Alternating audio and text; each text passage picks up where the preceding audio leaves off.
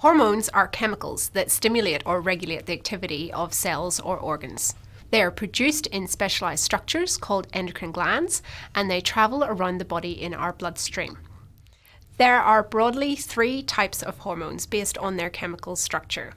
Peptides and protein hormones, which are composed of chains of amino acids of varying lengths. Amine hormones, which are modified amino acids. And steroid hormones, which are all synthesized from cholesterol.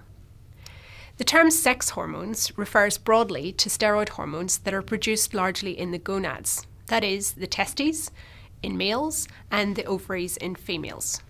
These hormones, like other steroid hormones, exert their action by binding to specialized receptors located within target cells.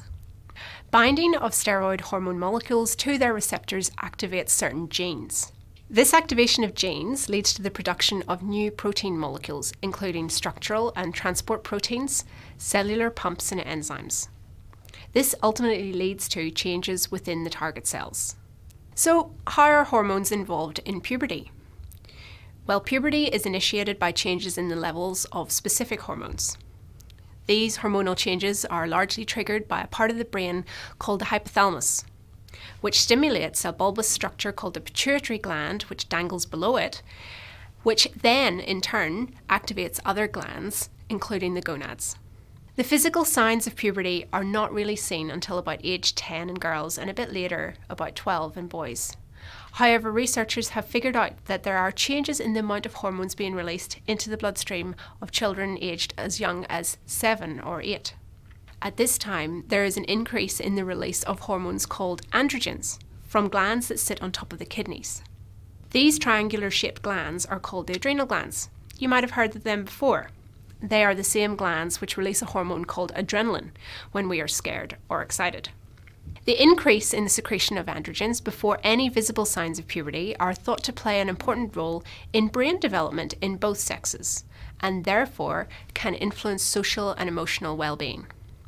This stage of development is sometimes referred to as adrenal puberty or adrenarche, which literally means awakening of the adrenal glands.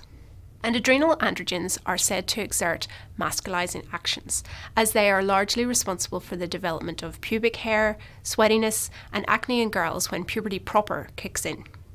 Gonadarche is the phase traditionally regarded as puberty.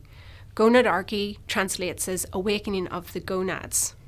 This is an apt description, as it is at this time that the testes in the males and the ovaries in the females start to produce the sex steroids. On average, for girls, gonadarche begins at about 10.5, and for boys it's a bit later, on average at 11.5 years.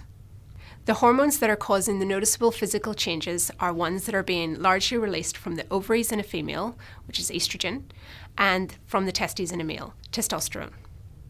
Next, you'll be able to explore how hormones regulate the reproductive function in both females and in males.